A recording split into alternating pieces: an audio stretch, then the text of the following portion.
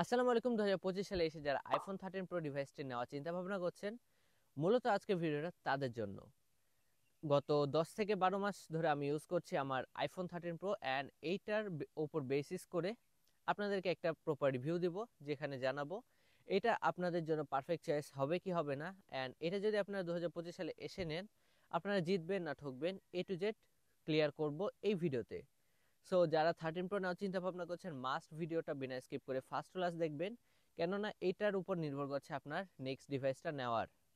So কথা বলছেন, চলেন ভিডিওটা শুরু করে দেওয়া যাক। তার আগে কাইন্ডলি ছোট্ট একটা রিকোয়েস্ট থাকবে, আমাদের ভিডিওগুলো যদি আপনাদের ইম্পর্টেন্ট মনে হয় অ্যান্ড আপনাদের কোনো উপকারে আসে, তাহলে অবশ্যই চ্যানেলটিকে একটি করে সাবস্ক্রাইব করবেন অ্যান্ড ভিডিওতে একটি করে লাইক করে আপনার বন্ধুদের কাছে শেয়ার করে দেবেন। চলেন মূল ভিডিওতে। সবার প্রথমে বলি, আইফোন 13 প্রোর মার্কেট প্রাইস বর্তমানে কিন্তু 60 থেকে 70 হাজারের আশেপাশে। কন্ডিশন ওয়াইজ এটা ভ্যারি করছে, আপনাদের বাজেটটা কেমন হবে। তবে রিকমেন্ড করব অবশ্যই সেটা চেক আউট করে নেবেন যে সেটার সব কিছু ঠিকঠাক ওকে আছে কিনা, অ্যান্ড ব্যাটারি হেলথটাও অবশ্যই 85 এর উপরে নেওয়ার চিন্তা ভাবনা করবেন। সো আমি যখন নিয়েছিলাম তখন এটা প্রাইস পড়েছিল মোটামুটি 75,000, অর্থাৎ 75,000-এ আমি তখন নিয়েছিলাম 87 ব্যাটারি 256 জিবি। সো মোটামুটি আমি 10 বছর ইউজ করছি অ্যান্ড 87 ব্যাটারি থেকে আমার কিন্তু 10 মাসে মোটামুটি আমার 1% ব্যাটারি হেলথ কমেছে। অ্যান্ড যেটা আমার কাছে মনে হচ্ছে অনেক গুড, কারণ এটা কোনো প্রকার ব্যাটারি বুস্টেড ফোন হয়নি যার কারণে। সো আপনারা কিভাবে ব্যাটারি বুস্টেড ফোন চিনবে সেটা যদি জানতে চান, অবশ্যই কমেন্ট বক্সে জানান, আমি আপনাদেরকে জানাই দেবো কিভাবে কিনলে আপনারা কোনোভাবে ঠকবেন না। তো সবার প্রথমে বলি, যেহেতু একটা 60 থেকে 70 হাজার বাজেটের মধ্যে একটা ডিভাইস হতে যাচ্ছে, সো আপনাদেরকে রিকমেন্ড করব, আপনারা যারা বিশেষ করে অনেক কষ্ট করে টাকা দিয়ে একটা ডিভাইস নিচ্ছেন অ্যান্ড অনেক কষ্ট করে টাকা জমিয়ে এই ডিভাইসগুলোর চিন্তা ভাবনা করছেন ফ্ল্যাগশিপের, সো আমি রিকমেন্ড করব 13 প্রো বা 13 প্রো ম্যাক্স এই ডিভাইসগুলো চয়েস লিস্টে না রাখা। কারণ আপনারা হয়তো জানেন এগুলার যেই সকল নিউজগুলো আমরা দেখেছি, সেটাতে হলো আইফোন 13 সিরিজের 13 প্রো অ্যান্ড 13 প্রো ম্যাক্স সিরিজের কিন্তু সব থেকে বেশি সমস্যা ডিসপ্লেতে। অ্যান্ড একবার যদি আপনার ডিসপ্লেটা গ্রিন অথবা হোয়াইট হয়ে যায়, তাহলে এটা চেঞ্জ করতে মোটামুটি 35 থেকে 30 হাজার বাজেট মতো আপনাকে আবারও ক্রস করা লাগতে পারে। সো আপনারা দেখা যাবে অনেক কষ্ট করে একটা ফোন নিলেন, তার 1 মাস বা 2 মাসের মধ্যেই সেটার ডিসপ্লে চলে গেল, তাহলে তখন কিন্তু এটা চেঞ্জ করতে পারবেন না, বা চেঞ্জ করলেও আপনার মন মতো ডিভাইসটা পাবেন না। সো রিকমেন্ড করবো, আপনাদের যদি অরিজিনাল ডিসপ্লে কেনার ক্ষমতা থাকে, তারপরেই এই ডিভাইসটাকে চুজ লিস্টে রাখবেন। তাছাড়া কখনোই এটা চয়েস লিস্টে রাখবেন না, না হলে দেখা যাবে পরবর্তীতে আপনারা অনেক সমস্যা ফেস করছেন। সো ডেইলি বেসিসে আমি এটা রেগুলার ইউজ করি, আমি গেমিং করি, এটা দিয়ে টুকটাক ভিডিও ছবি। বর্তমানে যেটা এই ভিডিওটা আপনারা দেখছেন, এটা অলরেডি শ্যুট করা হচ্ছে 13 প্রো দিয়েই।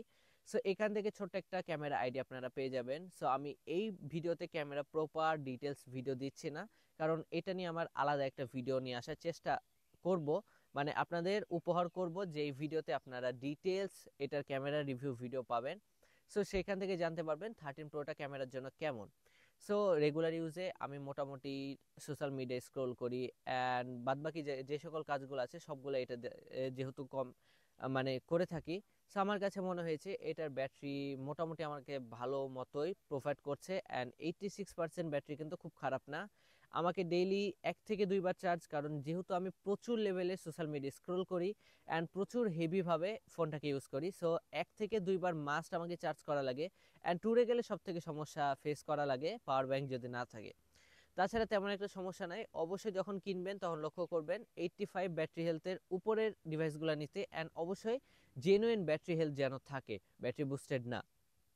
সো রেগুলার বেসিসে আমার কোনো প্রকার ব্যাটারি নিয়ে সমস্যা হয় না, যেহেতু এটা চার্জ করতেও খুব কম সময় লাগে। অ্যান্ড আরেকটা বিষয় সেটা হলো এটা পারফরমেন্সও ডেইলি বেসিসে আমার অনেক ভালো পারফরমেন্স প্রোভাইড করে। কোনো প্রকার এখন পর্যন্ত আমি ল্যাগ হ্যাং বা স্টাক এই সমস্যা জড়িত সমস্যায় পড়িনি। অ্যান্ড মোটামুটি এটা দিয়ে আমি ভিডিও এডিট করি, মাঝে মাঝে টুকটাকভাবে এডিট করি, খুব বেশি হেভি প্রেশার দিই না। এক কথায় যদি বলি, এটা থেকে আমি যথেষ্ট সন্তুষ্ট। মানে এটার সব কিছু সব দিক দিয়েই এটা পারফেক্ট বলা যেতে পারে বাজেটের মধ্যে। তাছাড়া অ্যান্ড্রয়েডে গেলে অন্য বিষয়, তবে আইফোনের ক্ষেত্রে iPhone 13 pro and pro max যে বাজেট নিয়ে আসছে, আমার কাছে মনে হয় সেটা পারফেক্ট। এটা নিয়ে কোনো প্রকার আমার কাছে কমপ্লেন নাই, তেমন ইস্যু নাই বললেই চলে। বাট শুধুমাত্র একটা ইস্যু, সেটা হলো ডিসপ্লে, অ্যান্ড ডিসপ্লে ইস্যু ছাড়া এটা তেমন একটা প্রবলেম আমি দেখিনি।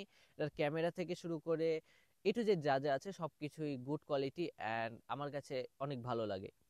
সো আপনাদের বাজেট যদি 60-65 হয় অ্যান্ড আপনাদের যদি পরেও এটা ডিসপ্লে নিয়ে কোনো সমস্যা না থাকে তাহলে এটা নিতে পারেন।